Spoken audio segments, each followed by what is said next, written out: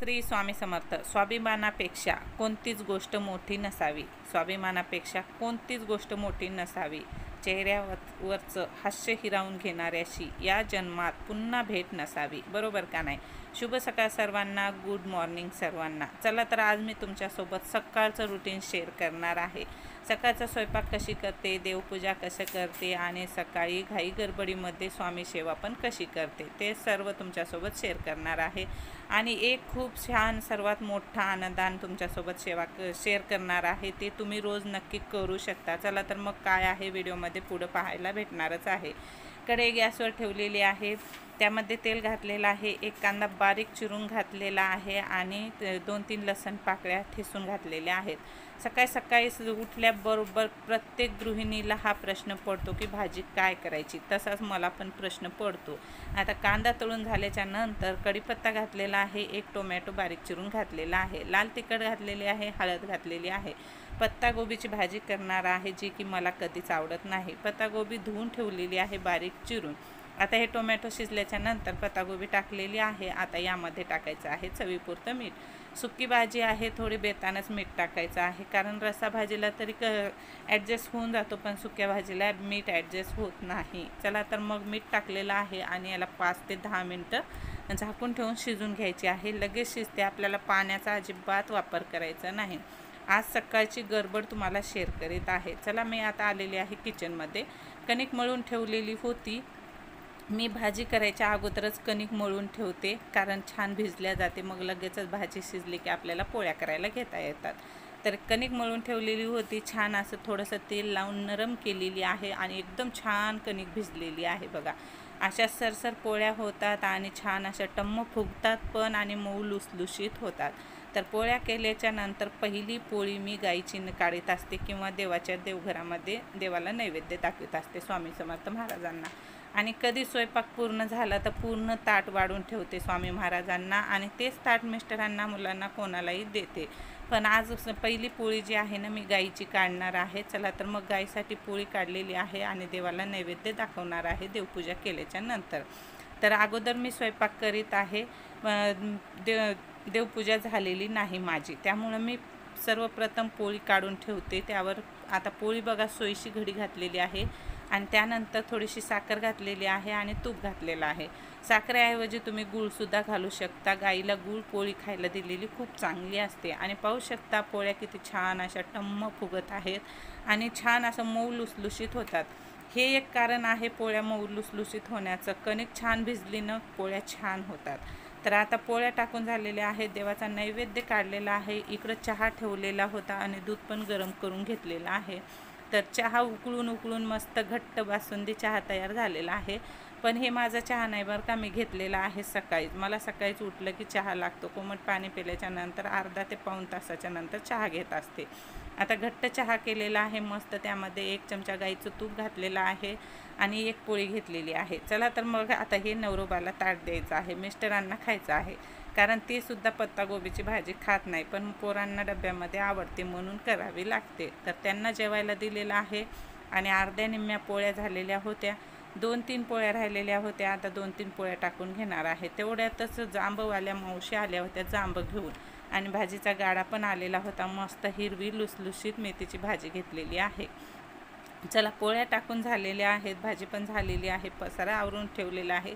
लगेचच मी थोडाफार पसारा आवरून पण घेत असते. आता मुलाचा डब्बा भरून ठेवते आणि त्यानंतर पूजा करायला बसते, जेणेकरून आपल्याला कोणीही डिस्टर्ब करणार नाही. जेवणं तर सगळ्यांचे झाले, म्हणजे ज्यांना जायचं होतं त्यांचे जेवणं झालेले आहेत. आता डब्बा भरून ठेवला म्हणजे आपलं काम संपलं. आपण आपल्या कामाला सुरुवात करायचं आहे. तर आता त्याला ताट पण वाढून देत आहे आणि त्याचा डब्बा पण भरून ठेवलेला आहे. भाजी आणि पोळी सिंपल डब्बा असतो आणि असाच डब्बा देत असते मी. तर ज्या दिवशी वरण भात केलं त्या दिवशी वरण भातसुद्धा देते. आता ह्या 2 जे पोळ्या आहेत ना, आमच्या जिम्मी महाराणीच्या आहेत, जे की बिना तेलाच्या करते. आतून तेल लावते थोडंसं, पण वरतून तेल लावित नाही. बिना तेलाच्या पोळ्या असतात. मग तिच्या सगळ्यात शेवटी पोळ्या टाकते. आता पोळ्या टाकून झाला, किचन वटा आवरून घेतला. आता मी लागलेली देवपूजेला. आता देवासमोर बसले आता देवाची रांगोळी वगैरे सगळं भरून काढलं सुपलीनं. आता सगळे देव ताटामध्ये घेते. पितळेचं ताट आहे आणि पितळेच्या ताटामध्येच पूजा करते, जेणेकरून एकावर एक देव पडणार नाही. आणि देव खूप सारे आहेत देवघरामध्ये, त्यामुळं थोडासा वेळ पण लागतो पूजेला. आता सगळे देव काढलेले आहेत, त्यांच्यावर पाणी हे करायचं आहे आणि त्यानंतर देवाला सगळ्यांना आंघोळी घालायची आहेत. आता टाईम झालेला आहे 10:30. 10:30 वाजता माझा स्वयंपाक झालेला होता, झाडून झालेलं होतं. आता देवपूजेला बसलेली आहे.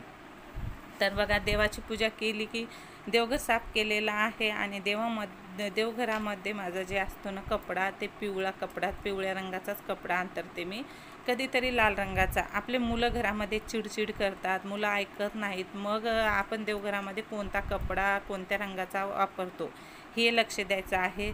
जर लाल हिरवा असेल तर मुलं घरामध्ये चिडचिड करतात, ऐकत नाहीत. पिवळ्या रंगाचा कपडा अंतरायचा आहे, मुलं ऐकतात पण चिडचिड पण कमी करतात. आता देवपूजा झालेली आहे, देवाचा दिवा लावून झालेला आहे.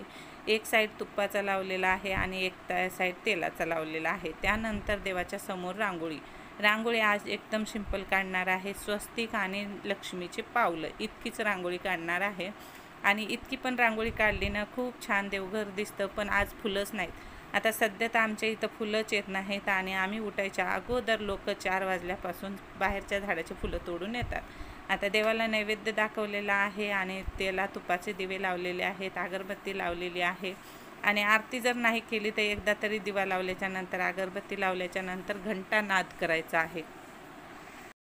आपल्या घरामध्ये सकाळ आणि संध्याकाळ दिवा लावल्याच्या नंतर, अगरबत्ती लावल्याच्या नंतर घंटा नाद हा करायचाच आहे. थोडेसे देवाच्या समोर हात जोडून बसलेली आहे आणि त्यानंतर देवाचा म्हणजे स्वामी समर्थ महाराजांचं नामस्मरण केलेलं आहे. सकाळी तर काहीच सेवा होत नाही, इतकी सेवा करीत असते मी. आणि जर लवकर वेळ भेटला तर मग पोथी वगैरे वाचते. आता पूजा झाल्याच्या नंतर, नामस्मरण झाल्याच्या नंतर स्वामी महाराजांना मुजरा पण घालायचा आहे. आणि आपल्या घरामध्ये स्वामी समर्थ महाराजांचा फोटो आहे, मग त्यांच्यासमोर रोज मुजरा घातलाच पाहिजे. आणि खरं सांगते, मी रोज सकाळी आणि संध्याकाळी न चुकता स्वामी महाराजांना मुजरा घालतेच. असं नाही की केंद्रात गेल्याच्या नंतरच मुजरा घालायला पाहिजे. आपल्या घरात पण स्वामी समर्थ महाराजांचा वास असतो, मग मुजरा घातलाच पाहिजे. तर आता चला, देवाच्या समोर ठेवलेल्या साखरेचं काय करायचं. आपण देवाला रोज नैवेद्य म्हणून साखर दाखवतो, आपल्याला सगळ्यांनाच माहिती आहे देव तर खात नाही. मग चला, ह्या साखरेचं काय करायचं. तर बघा, मी साखर घेतलेली आहे आणि बाहेर अंगणात आलेली आहे. थोडीशी हातामध्ये घ्यायची आहे आणि अशा साईडनं टाकून द्यायची आहे किंवा आपल्या एखाद्या झाडाखाली टाकायची आहे. जे मुंग्या असतात ना, मुंग्या येतात आणि साखर खाऊन टाकतात. आता मी साखर टाकलेली आहे, एकसुद्धा मुंगी नाही. संध्याकाळच्या टाईमला भरपूर मुंग्या येतात आणि दुपारमध्ये सगळे साखर खाऊन टाकतात. संध्याकाळी उद्या सकाळपर्यंत एक दाणासुद्धा राहत नाही त्यामध्ये. अशा पद्धतीचं अन्नदान आपल्याला करायचं आहे. कर्जातून मुक्ती होते. मुंग्याला अन्नदान केलेलं खूप मोठं अन्नदान होतं. जितकं काही संकट कर्ज आहे त्याच्यातून मुक्तता होते. आज आमच्या जिम्मी महाराजांनी आंघोळ केलेली आहे. चला, व्हिडिओ इथंच संपूया.